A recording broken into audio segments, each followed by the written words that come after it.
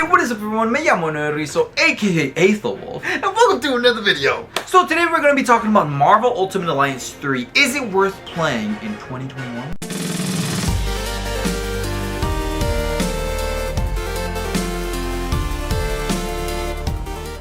Let's get into it. First of all, if you're new to the channel, welcome. As you can see, we are hype beast up in this. Yeah. So Marvel Ultimate Alliance 3. To give you a little bit of background, Marvel Ultimate Alliance 1 and 2 were my babies. I played the crap out of these when I was younger. And actually, I dare say that these are the games that made me start to really love superheroes and make me become more invested in some of the background of some of these heroes. For example, Venom and Deadpool.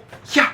That's right, Marvel Ultimate Alliance 1 and 2 had both of these characters. I started to love these characters before they even thought about making these into a movie. So yeah, that's right, these were my two favorite characters before they became mainstream, before everyone was like, oh I love Marvel, oh I love Deadpool, oh I love Venom. I just want it to be known, because when I talk about my favorite characters, I don't want other people thinking, oh dude, you're so mainstream. I liked them before they were mainstream. Before Ryan Reynolds, before Tom Hardy, which I will say, they both killed it in those roles. But I'm just saying. So, should you play this game in 2021? I'm just gonna jump right into the biscuit and potatoes. I think that if you're a Marvel fan, you're gonna like this game. I think if you've played any of the other Marvel Ultimate Alliance games and you like those, you're gonna like this game. If you're not really either of those, I'm not really sure how you're gonna feel about this game. So you should be watching this video. So let's start off with the visual. Now they definitely changed the visuals in this game. Before, Marvel Ultimate Alliance 2 and 1 had a little bit more of a realistic feel to it. You know what I mean, right? Like, it's as easy as this. Look at how Venom looked in Marvel Ultimate Alliance 2, right here.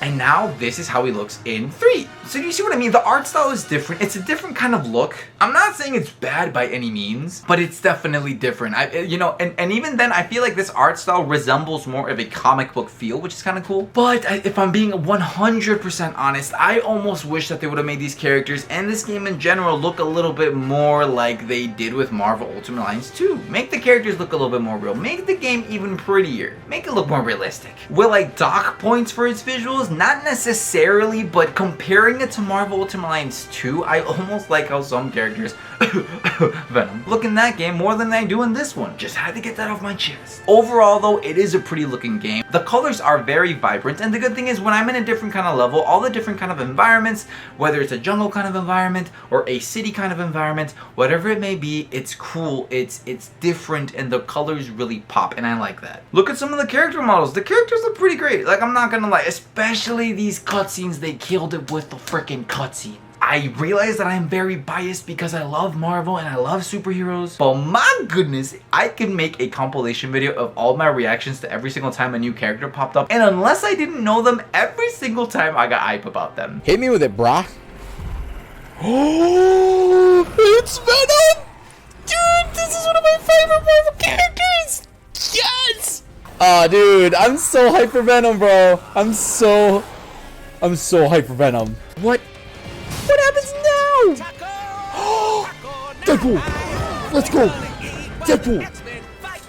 Oh, let's go! So they did a great job with these cutscenes. The story isn't anything crazy. You're not going to play this game for the story. But it is good enough that for those who love Marvel and for those who know some of these other characters, you're going to get hyped when you see them. The cutscenes are cool. You get to see some really cool heroes and anti-heroes and villains kicking some butt. Okay, so now let's get into the meat and potatoes. Let's get into the gameplay. I like it. It's very enjoyable. Again, if you like the other games, it is similar enough to the other games that you're gonna be like, okay, that's kind of cool. Now, there are some parts where I feel like they got a little bit lazy and it could have been improved upon, but as a standalone thing, I think it's pretty dang good. So let me explain. Some of the powers that all these different characters have are really freaking cool. They made them really flashy, they made them really strong, and I absolutely loved them. One thing that's a little bit of a bummer is once you unlock the 4 special moves for your character, that's it. You don't really unlock any more special moves. That is kind of a bummer because I feel like at this point that is something that they could have changed. Instead of having 4 moves, maybe give us 8 per character. Some of the moves that these characters learn are very unexciting. Especially when you have 5 other characters who do the same exact thing. What I mean by this, let's talk about the projectile move. With so many of these characters, you unlock a special move where it's kind of like a long range thing. I know I get it, and it's probably smart to have most characters with some kind of a long range move. I wish they would have gotten a little bit more creative with it, because honestly, especially when talking about the Spider-Verse characters, which by the way, there was a lot of them who, in my opinion, were, they could have made them stand out a little bit more, especially Spider-Man, Spider-Gwen, and Miles Morales. At the very least, with their distance move, you know, you have Spidey shooting the webs, Gwen Stacy shooting the webs, and Miles Morales shooting the webs. And not just that, my boy Venom has the same move where he just kind of shoots the web. Oh, new move for Venom. New move for Venom. New move for Venom. What we got? Ah, just a teensy bit disappointing because all the Spider-Man characters have that same little move, but it's okay. It's okay. And I understand, again, if you have to have a long range move with every character, I just wish they wouldn't jump to just have them shoot little webs. If you're already gonna freaking put 4 characters that are from the Spider-Verse, at least have them all have very different moves so that people don't complain about them being so similar. But anywho, I digress. Other than, in my opinion, some of the moves being really repetitive in between some characters, I really have to give this game props because when the moves were unique and different, they looked absolutely amazing. And they were super fun to use. Like Venom's move where he turns into like a little shark and goes, I loved that.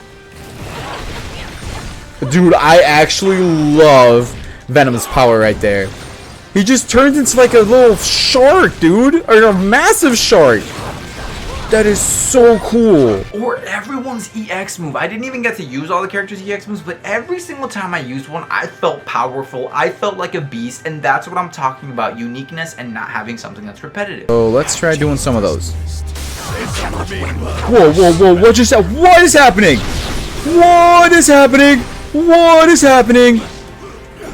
I have no idea I could use multiple EX moves at the same time. At least for me personally, each EX move that I used and saw was like, this is really cool. So in terms of gameplay, I think you're going to have a lot of fun. And I like how much they invested into the whole upgrading, leveling up part of this game. Each character has their own level. They level up separately. You also have a board type Final Fantasy X style where you can level up each of the little nodes, have your team be overall stronger. I like that. You know, it was a little something extra to work on the side. Anytime a game tries to implement RPG elements like that where you get to level up and upgrade different stats, I love it. Classic little thing where you get to equip items onto your characters to boost them up in different ways, love it. Like I said, the only downside to it is once your character reaches a certain level and they've unlocked all of their 4 moves, all you can really do is have those moves do more damage, but it really did make the leveling up portion of it become a little bit less exciting after you reach that point. Because it's not like you continue to learn new stuff, it's just kind of like, okay, now they're just getting stronger, which is cool, but you learn the first 4 moves within the first 20 something levels. And you can max these people out up to level 300. So think about that.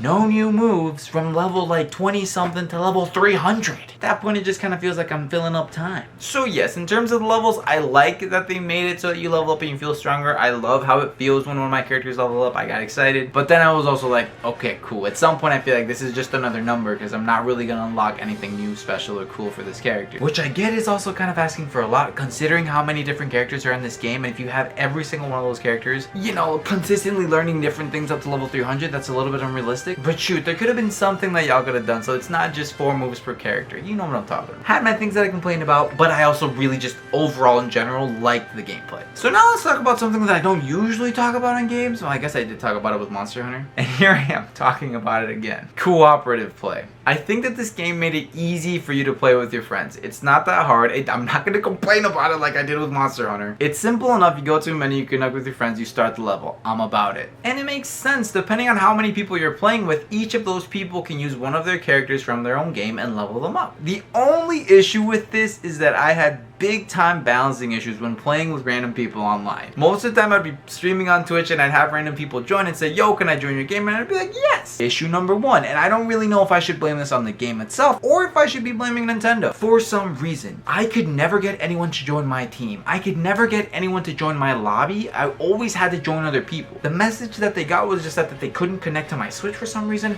but whenever I tried joining someone else, I was able to do it no issue. Well, not no issue. Like, there were times that we had to wait a lot and that I'd be able to join, but other people wouldn't be able to join. It was a whole thing. So maybe fix that. And not just that, there was an incredible amount of lag when going against some of the bosses and just enemies in general when I'm walking around with squad of 4 people, and we're all using different moves, and everything is just exploding on the screen. Yeah, it's gonna cause my game to lag, and I understand that. You know, the Switch isn't the most powerful console around, but I'm just saying I can't ignore that part. It did make the game a little bit less enjoyable. Crazy, crazy, crazy, crazy. Oh, Moon Knight. Dude, you're about to break my console with all the flashy moves that's happening. Hey, man. Wow, the lag is crazy right now, dude.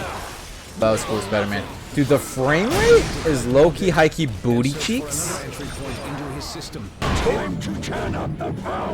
Wow, look at that it be glitching so hardcore. Again, I can't say that because of that I'm gonna give this game a horrible score, but it is something that I would consider a downfall. So the balancing was an issue. Like I said, I would have a level 300 join my game. I'd be like a level 15, and they would just help me plow through everything. Now I know that is something that can be worked around, you know, just have them join with a lower level character. But geez, having level 300s join would make the game not just a breeze, it would make me feel like my console was gonna explode. Everything would be glitching out, and again, it didn't make for the most enjoyable co-op experience. So make of that what you will. I did get to test out the local cooperative play when it was Sadie and I. We both got to play for a little bit. That was great. I had no issues with that. I don't even know how to use this one. You're just doing that.